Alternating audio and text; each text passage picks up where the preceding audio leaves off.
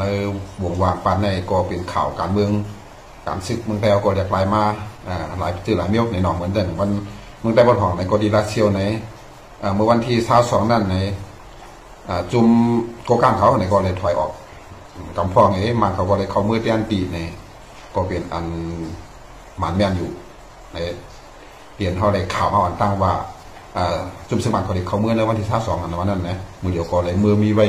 อยู่ที่เมืองลาเซียในที่เด็กครับคืนห้างแฮนแต่ดีเลยปกป้องนาการลงของจึงเขานั่นกว่ากันนะอันนี้ก็ในปาดปนมาเนี่ยการซึกเข้าการตรงหนึ่งกูหมูกูจุ้มเนี่ยก็มีมาหลายเจอหลายเมียวเนาะเขาก็ว่าไว้ว่านั่นว่าเพราะว่ากูก้างเขาถอยออกไอ้มันเขาไม่อยู่แจ้งตีเขาได้โฮมกันเหตุการณ์แล้วเสียด้าแล้วหมู่เจเฮดีกว่าทั้งมันได้เรียกว่าทั้งเมืองมันในเด้เขาก็ได้ขับขึงอยู่กว่าซ้อมกันเฮ้ให้พ่อกันง่ายๆดีๆเนี่ยอย่าไปให้ซุ่มซึกต่างซุ่มเต้าคืออันสุกอยู่เสียในเนี่ยอย่าไปให้อะไรอยู่ซ้อมเต้าซ้อมตั้งให้ได้กว่าในกันง่ายๆดีๆในลองตั้งเขาดัดดีต่อโคกุ่นตั้งไข่ขึ้นลงในเส้นตั้งหลงเส้นได้เนี่ยข้าก็เลยปัญหาถึงกับออกด้านถึงขาดเนี่ยว่าพอเป็นเส้นนั้นมาเขาทำเดอะไรอยู่กันแล้วอยู่เชียงหือในเหมือนอย่างจุ่มซึกใจเขาขาจอมหนักตับเขามีไว้กันแล้วตีแรมไปมีถูกได้มีถูกได้อยู่ไว้ถูกได้ต่างที่ใดต่างนี้มีก็ลูกมีที่ใดต่างที่เสียมก็ลูกเสียมให้มันนำขึ้นให้มันแก่แข็งขึ้นเนี่ยเขาก็ติดว่าไว้นะหัวหนังแล้วเมืองลงลาเซียวเนี่ยก็จุ่มโกก้างเขาจุ่มมานเขาอยู่ไว้ในก็จุ่มบ้าเขาในหน่อยหัวหนังวัดใต้เขาในจองเรียนได้อยู่ซ้อมจองเรียนกับขับขึ้นซ้อมจองเรียนได้เนี่ยวางให้เสียงนั้นมือสร้างได้เนาะไอ้ไก่เฮ็ดมาได้มันใจเสียงนั้นเนาะแดดนะใครมันใครจามขึ้นมาดีๆก็แหละนะเหมือนกันมือวางมาชื้นในข่าวป่าจุ่มโกก้างเขามาดังน้ำมาเนี่ยดังสีปอดังน้ำปองดังกันแล้วเนี่ยก็มาหาจุ่มซึกใต้ก็เลยเป็นปัญหากันกับที่นั่นที่ไหนเนี่ยแต่อันนี้มันก็ใครที่มันสวัสดีปันเขาอยู่จ้องตั้งไว้นะอันที่เขาอยู่ไว้อยู่กับว่าตึกเด่นใครปันอยู่ตึกเด็กใครมาดึกตึกเด็กใครมาใครเขาค่ายในอันในแต่มันก็ง่ายๆเอาแผนเขาเนี่ยนะก็เพื่อนนั้นเขาเดินอยู่ลายๆไรเขาเดินไรอ้วนเขาเดินไรขับขึงเขาเดินไรหางยันเขาเดินไรคู่ตั้นหนูกูขิงข้าวยาหมาซะเนี่ยนะมันเป็นตอนสอนแทงตอนสอนน้องน้ำหนาวอันนี้ก็เป็นตอนสอนแทงอันนึงว่าเขาอ้วนหรือซึ่งเขาคิดหรือซึ่งงานว่านั่นแผนการลงสูงสุดเขาในอันสลาดของเขาสั่งสอนมาใน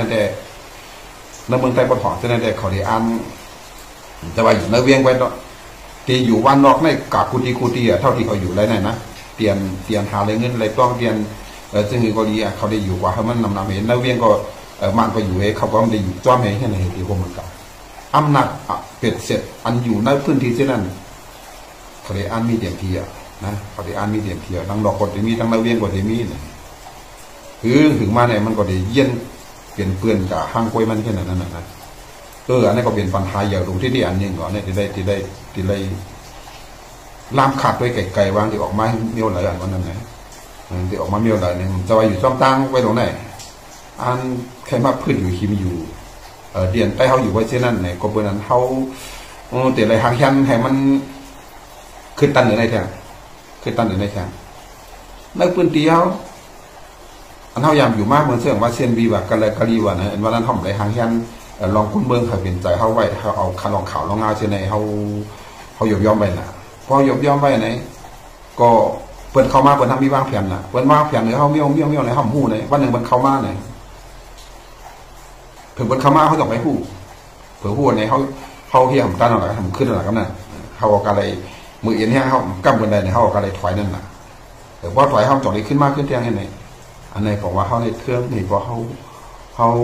ไปวนไปนับเขาเนี่ยมันขึ้นบนนั่นนะหู้เขาอันว่าเขามีน่ะเขาก็มีว่ากันในตาเขาเนี่ยเขาโดยอยู่ว่ากันแน่คนสามเซียวในคนหาเซียวในอยู่ไว้ตรงที่ไหนอะไรอันนี้จุ่มยิบกองกลางต่างหมู่ต่างจุ่มอันมีอยู่ที่ห้องเขาเส้นไหนคือจำไกลๆคือเปิ้นวนต่อเขาเส้นหือเปิ้นหันถึงต่อเขาเส้นเปิ้นได้มากถึงเขาเส้นหือเนี่ยแต่เขาเส้นไหนเขามีนะที่เตมันแน่ซุ่มต่างหมู่ต่างซุ่มอันยิบกองยิบกลางเหมือนเส้นกุ้งโกก้างเขาเนี่ยเขาอยู่กันแล้วคนเขามีกาหือวันเขาตรงหนึ่งซึ่งเขาจะมีแผนซึ่งหือไหนเขาพอหลงหูไว้แต่สิเขาอยู่ตั้งน้ำปองว่ะ อยู่ตั้งเมืองยอว่ะเขามีหลายซิปเขามีหลายปากเขาหางยันจะหือตีไรมีกะไรตีไรมีกาคือตีไรฮือเนี่ยเขาหลุดไรกู้ไอ้กวนเขาหลุดมีอยู่ในวันนั้นหลุดฟองแรงงานกู้วันเขาตรงหนึ่งซึ่งเขาเรียกคือเขาซึ่งเขาได้ที่ในเขาหลงกู้สายขาวเขาในหลุดฟองแรงงานกู้วันหลายปอกหลายปอกหลายปอกเขาตรงหนึ่งอินในเขาหลงกู้กำเดียวว่าเขาเรียกกว้างหลายของเขาเรียกเป็นมหาเขาเรียกเป็นเฮทีเขามีแผนสั่งในเขาหลงกู้ตาสีซะเนี่ยก็เขาตั้งเขาอยู่กันแน่เขาเป็นโอ้ยดีกันแน่เขาก็อยู่รวมเขา30 บาท50 บาทอยู่รวมแค่นั้นเพื่อนว่างแผนมาเหนือเขาในเปิดดีมากผมเสนอเพราะเขามี30บนหน้าปากเพราะเขามีปากเปิดดีมา2 ปากในเปิ้ลว่างแผนไม่ม้วนน่ะเพราะเขาพอเปิดมาเขากับสาเหตุด้านนั้นเปิดดีมาดื้อเพราะเสียงอันว่านั่นทางว่าดื้อเปรี้ยวนะผมไปเขาเลยยี่กันเลยก็ในรถทำตั้งเรือก่อนเนี่ยนะคือว่าต้องคือว่ากูกล้าคำว่าเสื้อในว่าที่เนี่ยรถทำตั้งเรือว่าตั้งเรือขอตอบเสื้อนั้นเสื้อในว่าไหนมันตั้งกี่นะว่ามองกันได้มันขึ้นมันได้มันได้มันดูได้หางเขี้ยนไหนมันคือตั้งเดือนไหนมันจะมาเป็นมาหาเขาเนี่ยเป็นมากวนปากนะเนี่ยเขาอยู่ไว้ตั้งเขาใน30เนี่ยคนก็ว่าเขามี30ไว้เขาดีกว่าปากเนี่ยเขาดีกว่าที่ไหนเนี่ยตีเต้มันทำมี30ดีตาพังเหใกล้ซ้ำให้ยานกันบอกครึ่งชั่วโมงมาหากันได้1 ชั่วโมงมาหากันได้ในตีไร40 50ที่ไหนเขาหลบมีไว้หลบมีไว้เพราะว่าเขามาเขาเตรียมตีมาเนี่ยเขาก็หลงไว้กับเดี่ยวสายขาวเนี่ยเพราะเขามาไหนเขาเห็นถึงว่าเขามี30ไว้น่ะ50ไว้น่ะเขาได้มากกันได้เนี่ยเขาเพราะเขาได้มาย้อนอยู่คำไรว่าเขาได้ดื้อว่าเขาได้ยิ่งกว่าเขาได้ยืนเนี่ยนะเพราะเขาไว้เสียนเขาหลงวางแผนไว้น่ะแกมซ้ำเขานั้นตั้งเขาได้มากเนี่ยปล่อยไว้ที่ตั้งเขาอยู่ไว้30 กว่า 30แบบเพราะเขามาเนี่ยเพราะอะไรเป็นปากติดกันเนี่ยก็ตั้งค้างมันนั่นตั้งค้างมันคือตั้งหลังมันอื่นในตัวอะไรมีอะไรเขากวนปากไปเขาก็ปากไปบ้างแหละว่าเสียงแตกก็หลบหายกันเดียวเว้นแต่ห้ามจะเป็นถ่ายพิษเนี่ยเขาหลบห้ามกันเดียวว่าห้ามก็ให้ดูว่าให้ใจกันเดียวนั่นน่ะหลบว่างแผนในกันเดียวหลบคู่กันเดียวเขามีการหรือกวนการหรือกล้าเขาไล่น้ำเขามาซื้อเนี่ยเขาหลบคู่ไว้กันเดียวเขาหลบไปจำตางกับคางตางให้หลบเอาตั้งหลังมันขึ้นนี่เสียเขาหลบห้างแค่ในกันเดียวอันในมือข่าวเสียงในออกมาเหมือนหนังว่าเขาตีมาเขาห้างแค่เสียงในเนี่ยเขาหลบปล่องถึงเงากันเดียวมือเดียวในเงาไล่บอกคดีค่ะซุ่มก็กลางอะไรกับดีมาหาเขาค้าเนี่ยพวกเขามาเขาดีคะแนนเขามีกันได้นะเขาเห็นแน่เนี่ยถามไปดังเหนือก็เดียวเพราะดังเหนือว่าห้างแค่มาในเห็นไหนพวกมาในสู้เห็นไหนป้องกันห้ามก็ห้ามมาบอกเขาแค่ทำตั้งไว้เห็นไหนเขาหลุดตาก็เดียวตัวมันส่งเช่นนั้นตรงนี้ขึ้นกันเลยเพราะเขาบันทึกขันมาอะไรการบันทึกปัวไม้เพิ่นมาคนปาก2 ปากเขามีเสียชีวิตไปให้นั้นกำดีมีอาควางยี่เนี่ยดียี่ต้องถามก้นลงกำรักษาความไรว่าทุกฟ้องความไรดูแลภายใครถึงว่าไม่เพื่อนมันได้แต่เขามีเพียงแต่ก็เพื่อนนั้นซึกต่อซึ่งหลังกันจุ้มซ่าคือในปัญหาที่เขานะปัญหาที่แต่ตั้งยามเขานะเปิดสร้างกินเท่าแก่นะเขาก็ทำยามติเขาก็ทำยามติเพราะเดี๋ยวต่อสู้เดี๋ยวอย่างไรอันเจ้าของพื้นที่นั้นก็อยู่ลงไฟทุกไฟผมการออกตั้งเขาการกะหาข่าวการหาเตียงกวนเขาจุ่มเท้า30ดีกว่าตั้งนนตั้งในเปิ้นเดียมตีไม้เท่าสิ่งนี้เขาหลบคึงซื้อแผ่นมันมีจือในห้องหูยี่อะไรเนี่ยเขาไปว่าเขาเป็นโอ้ยดีกันเนาะเขาเป็นโอ้ยดีกันเนี่ยเขาไม่สีอีสานนั่นเนาะเขาทำกลุ่มอยู่ลงอันนั้นมันจะหล่ออันนั้นเป็นตัวดีไว้ตัวเตียงไว้อันตัวตีมันเป็นแทงเมียวนใครห้ามมันเหมือนกับก็อะไรเหมือนห้ามอะไรเหมือนห้ามเขาอิดเขาหลอกห้ามมัน2 อิดในให้นั้นกว่าที่ผมเห็นนั้นคำมันคำสร้างเขียนเท่าดอกเขาเช่นไรพอเปิดอันเท่าดอกเฮียเลยปุ๊บอันว่าพอเย็นอะไรเป็นแต่คำว่าเย็นอะไรเป็นลำไม้อันว่าผมยอดีเย็นพอหรือเย็นเลยอันว่าน่ะผมไม่หรือเย็นก็หนูเย็นว่านั่นน่ะนะอันผู้ปกครองของเขายำร้านนี้กูก็นั่นน่ะมันหนูเย็นนั้นเท่าพากับหนูไม่เพียงเนี่ยว่าเฮียนั้นมันไรเฮียงมาในเมื่อเบิ้ลถังที่เข้าบนเนี่ยมาเฮียเท่าไหนบนเนี่ยมาเท่าไหนมันจะดีเอาดีในไรเพราะว่าบนหน้าเอาดีในเท่าไรเอาเนี่ยเนาะมันได้ร่างกับแทงนั่นมาอยู่กันนานๆเนี่ยเขาเนี่ยแค่ไหนก็ง่ายๆไว้ทำเด็กกว่าแทงเลยเด็กกว่าจนเขาบอกมีดีอยู่ก็นั่นเงาวุ้นเขาก็เด็กอยู่อะไรก่อนนะว่าเพราะแทงยินเขาสร้างกินให้เขามาอีกแล้วมาเลยเนี่ยเขาอยากไปกับวนไก่ว่าสาระเขาเป็นเมืองเขียวเนี่ยเพราะเขาอัดตื้อคำอะไรเราเขาเช่นนั้นเช่นไรมันจะอันเมืองเขียวเมืองขีไว้อันขีกูกลางมาเป็นกูกลางขีเมืองไต้จะในไว้สุริยะไปกับวนไก่ว่า ว่าสลาเขาเชื่อนั่นเชื่อแหลมแต่เมื่อเขามาห้ามตั้งเนี่ยเขาหลอกห้ามก็เนี่ยเขาเป็นขี่เมืองมันไม่ต้องขี่เมืองมันเมืองไต้กันยังไงเขามีเหตุผลเขามีรองเขาหลบต่อสู้หรือวางแผนดีหลบคู่เขาตรงหนึ่งซึ่งเขาหลบคู่กับเจ้าก้นเขามีการหือเหมือนเสร็จเขามาแค่นวันเขาตีเนี่ยอันเป็นวันไปเขาเนี่ยเขาหลบควันแทนกันไว้เนี่ยเขาก้นกูก้อนนวันนั่นหลบเป็นสายกันเดียวหลบเลยคู่กันเดียวเขามีหลายก็ก้นเขตที่เด็กเขามีหลายก็ก้นไต้ได้มีหลายก็ก้นว่าได้มีหลายก็เขาจะอยู่เส้นหรือกินเส้นหรือหัวหน้าเขาเป็นคือจริงว่าหือมันเป็นก้นทัดทานเนี่ยให้เป็นก้นเคียเนี่ยมันมีแผนการชื่อเขาหลบคู่มั่วอะไรเนี่ยพวกเขาตรงหนึ่งหลักไม้เขาจะไปเห็นนั้นจะไปเห็นในนี้เขาหลบห้างแผนไหนพวกเขามากก็หลบให้มักเขาซองเขานั่นนะเขาหลบแค่นั้นนะพื้นที่เขาคนแล้วเขาเจวินอะไรอยู่กันแล้วขาวให้โดนรัดกันตาเสียซึกจุ่มเจ้าเคยจุ่มเลยก็อยากบ้องมาอยู่ตามเขาเนี่ยบ้องห่างกันบอก3 ลักหรือ5 ลักหรือ10 ลักอยู่ในโอ้ยดีหัวน้ำปมเดียวมาถึงเขาเรียบมาเห็นในเขาเนี่ยเขาหลบคู่กันเดียวเขาหลบวางแผนกันเดียวก่อนมาในใหญ่เข้ามาในบ้านมาตาพวกตากันเดียวมั้งกันแล้วยังไงเพราะเห็นในเขา2 มลาเบอร์เพราะเห็นในเขา2 มลาเพราะเขาเห็นไหนเขาคนลานี่ก้นเมืองกว่าดีมาจอยเขาก้นดีมาเฮ็ดชิกว่าดีมาห้างไว้เขาคนลานี่รอมันหลอกว่ามันได้ซุ่มในเขาสร้างเห็นไหนเขาในเป็นทางปีกินเขาในเป็นทางนี่ไหนเนี่ยเขาก็รู้ลาดนี่อันมันแม่นให้รู้จอยกันนั่นเนาะมือเปิ่นทานดีเลยเขามือเปิ่นใครมาขีมตีเขาใครมาขึงวาน้ำมือเขาใครมาช่างกินเขาเด็กมันจะไรมันเด็กพออันเฮ็ดตีก็เดี๋ยวยอมเด็กมันได้แหละไม่ไหนนะมันได้แหละคนมีกว่างกันทางการเจริญพ่อมีวางแผนนั้นก็เผื่อเขาก็ต้องมาจำหนาเขาเนี่ยเขาดีละยิ้มเมื่อไหร่ถามก้นลงแทงก้นลงเขามันจะกับมีจ้องอะไรเสียงอะไรซึ่งว่ามันง่ายๆแหละไม่เอานั่นกระบวนนั้นนักพื้นที่กู้พื้นที่ไหนมันโดดส่งถึงดีเงามุนส่งถึงดีเจ้าหน้าที่เงามุนว่ามือเดียวกันในเงาไล่เป็นเส้นไหนมือเดียวกันในเงาไล่เป็นเส้นไหนจุ่มลอยเป็นเส้นไหนจุ่มโกก้าเป็นเส้นไหนม่านเป็นเส้นไหนเขาอยู่ที่ไหนเขาแล้วพิแผนเส้นไหนเขาดูไปต่างขับจะหรือเขาหรือว่าแผนจะหรือเพราะเขามาคือเส้นไหนเขาหลุดมันกันได้ไหนเขาหลุดมีแผนเขาไม่ได้เขาหลุดมีแผนเขาที่ว่าเขาจะว่ามีแผนไปขับตีมือเขามาทำเขากันได้ไว้ต่างที่เขาก็มีว่าเขาทำอะไรเขาดีต่างที่เทียนเขาทำอะไรเขาคุบเขาการก็เป็นคนเขาอย่างเก่านะเขาหลุดว่างแผนกาบกันกับผู้ที่ตีหลักฐานไม่นำก็ไม่นำตีหลักฐานไม่กี่ก็ไม่กี่เท่ากับเท่ามากละสิผมจะไล่ไหนก็เพราะมันมั่งเขาตาคนเดียวเห็นไหนก็เพราะเห็นไหนมันไล่มันคำมันสร้างกินเท่าอันเป็นสลาลวงของเป็นเพียงวัฒนธรรมอันนั้นเสียงกันเอาดีนับพื้นที่เขาในเมืองเขาเนี่ยมันเป็นคนในเมืองเขากันบางงานก็เป็นเจ้าขึ้นกันบางงานก็ใช่นั้นเขาเนี่ยก็บอกเขาเห็นลองดีเขาเห็นลองถูกแมนตาเขาไว้น่ะเพราะได้ใครอุบกัดเย็นกันลองเท้าขึ้นเนี่ยก็สลาเขามาอะไรเพราะเขียนได้มากอุผ้าเมื่อเขียนได้มากอุผ้าเชื่อให้ดีอ่ะแบ่งกันเชื่อในก็ว่ากันแหละมันเป็นทั้ง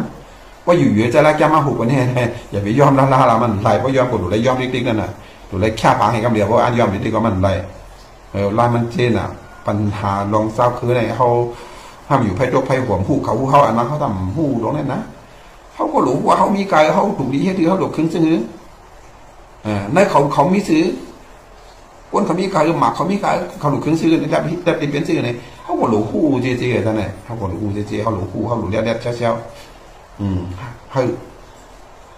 พอเขาได้ให้ก็ตื่นการเขาละสิเพราะเขาเห็นนั้นในมันไรมันเดี๋ยวมักเกาดีๆเมียวเดี๋ยวมักเกาดีๆเพราะฉะนั้นพอเขาทางกูซื้อกูเมียวพร้อมกันกูเขาก็พร้อมกันไหนแด่พอเขามาเฮ็ดเขาสมัครดูกันอันนั้นอันไหนมันไรไม่นั่นต่อผู้เขียนเขาก็ย่อต่อพาราก็ย่ออันอุบได้อุบเบิกก็หนักเพราะผมใช้เขาเพี้ยเดเขามาเฮ็ดไหนเขาดีนี่มันจะลายแบบเหมือนหนังเสียงเจ้าเนี่ยอย่างจุ่มปีรุ่นเจ็ดเสียงเจ้าซ้ำว่าอะไรเขาเมื่อจุ่มวันให้ขนาดก็เปิดคอมยุ่มย้ำมันเป็นจุ่มเหมือนมาหมีบเขาเลยคอมอยู่ไรเฮแรกเขาต้องมือเขามือปึงกันในแต่เดี๋ยวมาไปเพี้ยกังกินนั้นน่ะก็เปิดมือเขาหูเชี่ยเนาะวันหนึ่งในเดี๋ยวไอเขาเชี่ยในเดี๋ยวมาเกาเชี่ยในเขาเดี๋ยวมาเฮ็ดไหนเขาหลบวางแผนในคำเดียวอ่ะเขาหลบเฮ็ดซึ่งเขาเราจะเอาแค่พางแล้วเขาหลบเฮ็ดอันตีงคำเดียวได้การเขียนในเขาหลบมีได้เขาหลบปีบนน้ำนั่นแหละพอมีปากเขามี50 กว่าเขาปีบันไดในเขาดีอื่นเนี่ยอันนี้ลำดองจะว่ามีนามเองเด็กเป็นเด็กมันจะเขาเรียนได้พื้นที่เขากันนั้นเขาเดียกันเป็นชื่อก็ไรเขาเด็กกายห้วยอะไรกุ้งอะไรก็ไรเขาเด็กมันขโมยอะไรก็ไรในเขาดูเปลี่ยนนั้นเขาดูแค่นั้น วันเขาอยู่ในจีเวียงผัดเจียงมันเนี่ยเขากลุ่มหรือเวียงปางแมงปางกันที่ในฝัวในก็ได้มัน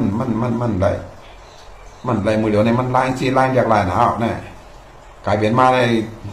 แขกของปีเสาเพื่อนในที่ได้มันจะลายมันเหอะนะแขกปีเสาเพื่อนที่ไหนเขาซุ่มที่เขาเนี่ยเนี่ยมันก็เบื่อห่มได้ห้างแค่มากไกลๆนั่นมือสาเขาก็ถามว่า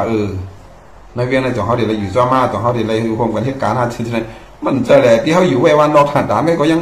ตึกอยากให้มามังกันที่ไหนได้มันได้แหละเมื่อนั้นเขาดีเขาย่อมแล้วแหละดูว่าเพียงนั่นนะ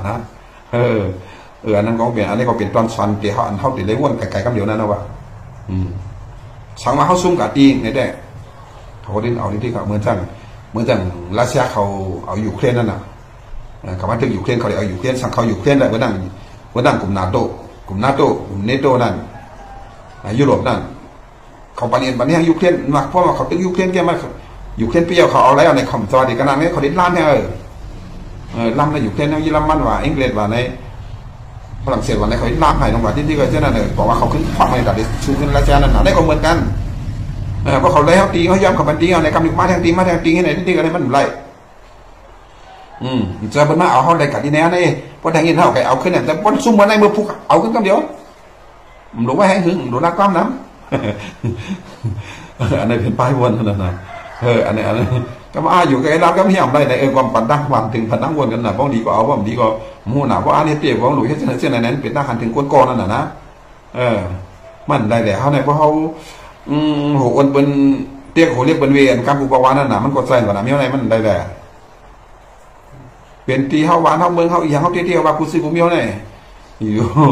อยู่ในตั้งม้ามผู้หลาย10 ปีเมือง50 ปีเนี่ยเราอยู่ลูกกระม้ามผู้เป็นอีดิทอ่อนหวานก็เกี่ยวใครมาพี่กินกันเที่ยวเนี่ยก็เพื่อนถางเรียกเขาหนาแหละเขาเนี่ยนะเขามาเกี่ยกันทางไงเนี่ยเพื่อนมาที่เพื่อนมาหันน้ำเงือเขาซ้อมอย่างในกองเมียนเขาตั้งวันนี้ก็อันนี้ก็ไม่ยอมกับมันไรบ่มไรเขาดีให้ถือเขาดีหางยันซื้อเอากึ่งซื้อสายขาวในเวียงนอกเมียนกูตีกูวันกูอื่นเนี่ยเขาหลบคู่กันเดี๋ยวเมืองลาบไก่ลงมาพอถึงลายเสียวในเขาอยู่ซื้อเขากินซื้อเขาหางยันซื้อเขาก้นฉลาดเขาเวียน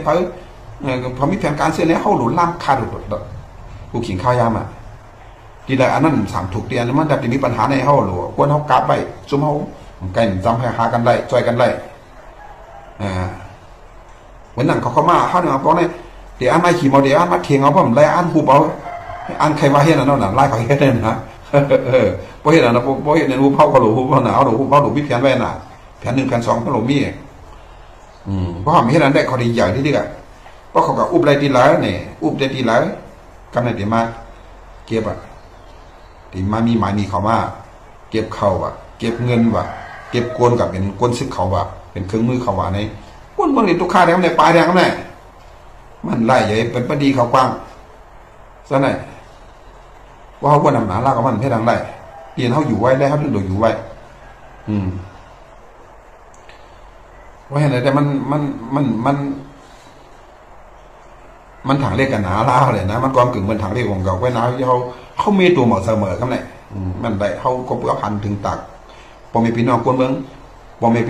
งอันยามเอาใจเขาอันยามใจเป็นเจเล่ป้าตั้งอยู่ตั้งกินเท่ากูซื้อกูมีนั่นก็บอกคนต่างจุ่มไม่อยู่กันนั่นคือเขากับใจกับใจมาเห็นกับว่ากับเปลี่ยนเหตุให้เขามาคาเมียวในเหมือนต่างว่าตั้งเซนวีในอย่างก็ลิกใต้ก็ว่าอย่าไปให้เตรียมว่าใช่ไหมมันจะแหมอย่างนั้นมันพบยาไว้คะแนนเนี่ยอันชักไอ้ไล่ร้องเนี่ยนะเมืองใต้ที่เมืองเสาพางที่ในคนสร้างกินเท่าที่เหลือเนี่ยปลายเขามีเสียงพวกเขามีไหนเขาดูว่าเตรียมเป็นดิกใต้ก็ว่าหนูเตรียมมาหนูเอานั่นเอาเนี่ยมันเปลี่ยนเพลอยู่ก็แล้วมาอยู่มาว่าดิกใต้ห้องเตรียมอะไรเนี่ยดิกใต้ห้องจะมันเป็นเพลเข้มมันก็มีกล่องเฮ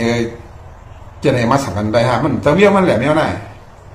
พอดีอ่านให้เสียในคนใต้เนี่ยหลงลูกตั้งเมืองอะไรไม่ได้มันได้เพียงจุงดิกไล่เขาเนี่ยมันศาสนาเขาเนี่ยมันลำลองกาคือในหูกูก็เนี่ยในป้องเป็นอันเตี้ยนะป้องสร้างเตี้ยนะสุดท้ายมามีอะไรออกมาที่หาเขาซื้อมัตราอะไรพวกมาอะไรเป็นไม้มีเผาเนี่ยหลุดถามสถิติออกมาเป็นทางการเนี่ยเพราะสถิติก็เว้นนะเขาก็สังวังใส่ในการหน่อเขาก็ไปพูดเหมือนในของ ว่าพอมีคนในจุ่มเขาว่าห้องประเทศนี้เนี่ยเป็นมันเป็นนี่รวมปากก็เลยก็หนึ่งในจุ่มเขาก็ว่ามาเป็นสลากก็เลยก็หนึ่งว่ามาในกำเนิดพอเขาพอกับถามไปถามมาสังสินเนี่ยเขาก็ว่าไอ้คนไหนมันเนี่ยนั่นเนี่ยเองเขาก็ที่แค่วันไหนก็อะไรนั่นก็เขาว่ามีแผนนอกแนวอันที่ไหนที่ไหนนี่ก็ว่าไอ้หัวที่ตีนั่นน่ะก็อีกมันผิดเองผิดเยอะอยู่ๆมันจะเอาป้ายออกเอาตัวนี้ของเขามาใส่ซื้อนั่นนะแต่มันผิดเต็มๆอย่างนั้นนั่นแต่พอเขาว่าพอเขาเอาพื้นที่เขาว่าได้มันจะไล่แหละ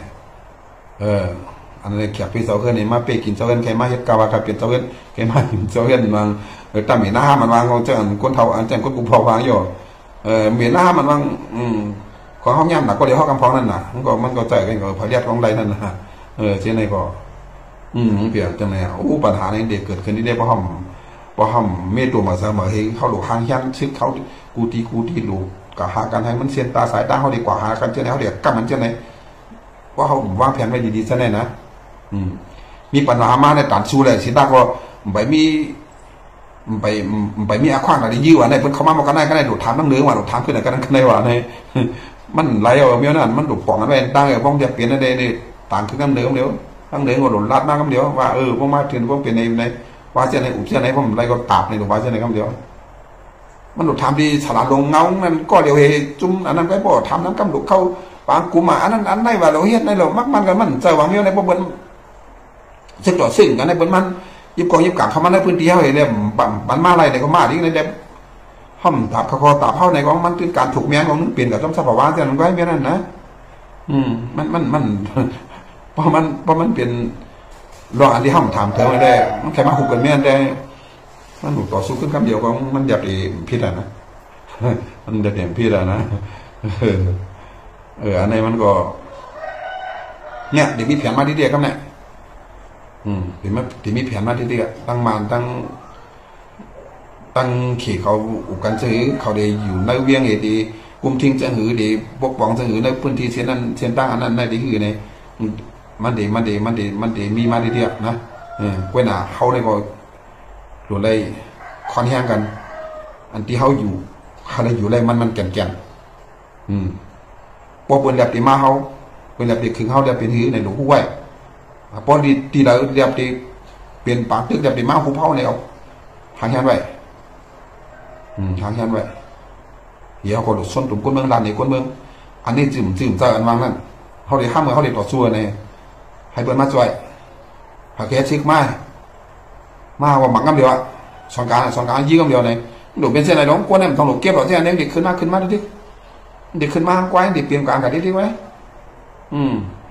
พวกเกี้ยไปสอนเนี่ยผักยาพาให้ปีเอาปีอย่างแบบนี้เลยนะก็อยู่ทำปลายเบอร์ไหนให้ไหนที่มันหวังแบบนี้นะเขาเฮ็ดออกมาเฮ็ดที่เขาวางเตี้ยว่าถ้าตอนนี้ตัวสู้วางที่เขาตอนนี้เฮ็ดเนี่ยก็มาเฮ็ดต้องเงาไล่เฮ็ดต้องขั้นตอนอะไรเนี่ยที่มันได้แหละเมื่อน่ะเขาหลูคึดขิงคึดย้ำคึดเงาไล่กูซื้อกูเมียวนั่นนะหลูช้างก้นหลูหากวนกัดกวนแขนกวนมีเจอพึกซึกก็เป็นซึกอะไรป้อมไรยื้อมันก็ลองเป็นซึกนั่นก่อนไปเตรียมทวนหน่อยนะยี่เตือนเป็นซึกในเพราะต่างนี้ไรยื้อในก่อนลูกกับพึกยื้อกันนะกูก็ต่างนี้เด็กมีตอนสอนต่างนี้เด็กมีจะขัดฐานขึ้นมาเขียงตียามขึ้นมาเนี่ยกูบอกได้บนแห่นะว่าตึกซึกในเอาก้นเก่าควงก้นใหม่ควงในที่จอมกันก้นใหม่ก้นเก่าออกหน้า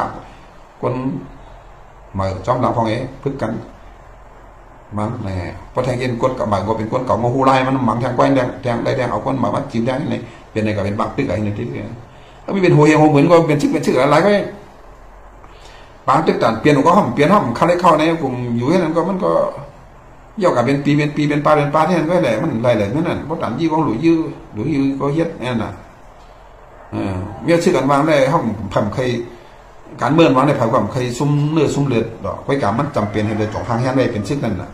ว่าทางแห่งได้ละลายให้ป้องถึงตอนที่ข้ามลงหรือข้ามนั่นน่ะ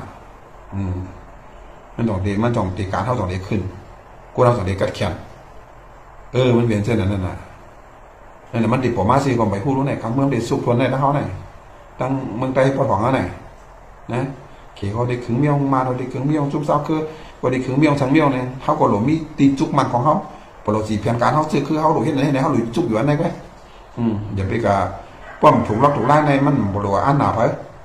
นะเป็นพอเลี้ยงลงก็พอเลี้ยงลงนะมันจัดการเขาเป็นอันไหนเนี่ยเพราะเขาเดี๋ยวย่อมพอเลี้ยงลงที่เขาก็ติดอะไรอยู่แต่พอเลี้ยงลงนี่ก็เห็นมาเขาย่อเอาเป็นเครื่องมือเป็นแปดเดียวมันลายแมวนั่น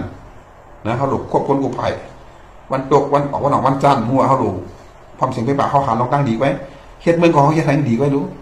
เขาเฮ็ดเมืองเขาเฮ็ดเหลืออันเขาต่อสู้เขาต่อสู้ดีนะครับอันเขาได้รับความเป็นธรรมในเมืองไต้ในเมืองโฮมตุ่มเขาในต้องไปปอบเป็นซึกมาไปตรงไหนเพราะเป็นซึกเลยก็เขาเฮ็ดตาก้นเมืองในตากูทราบคืออันอยู่ในแผ่นดินจึงได้ถ้ามันได้คมกันกัดเย็นอยู่นะอุปติไม้มีอันเดียวกันก็หึงเพ่งเพ่งกันอย่าให้ได้เป้กินกันอย่าให้เตี้ยเตียงกันเนี่ยมันเฮ็ดตากูก็กูเคื่อนในเมืองไต้เนี่ยพอเราสีเขาในเปลี่ยนเจ้าได้เหตุการณ์เขาในเปลี่ยนเจ้านั่นนะห้องจะหลุดมาอย่างอันนี้เป็นเคลื่อนในว่าอันนี้เป็นเคลื่อนในห้องบ่าพอเราสีเขาโดยคิดถ้ามันได้รับความเป็นธรรมอย่าให้ขี่เล็กเตียงเป้กินกันถ้ามันมีหมายมีมาอุปเปิงเพ่งเปี้ยงกันให้มันสื่อสารเป็นหมายมีเตียนคนเมืองเกี่ยวเฮียไหนนั่นน่ะพวกอย่างเย็นในก็มันโดดได้รวมกันพี่ก็มันดับได้รวมกันช่วงPDFเขาในเขาก็ดึงหลุดไปเป็นมหามีกันไว้นั่นน่ะPDFในก็เพื่อเขาต่อสู้ตั้ง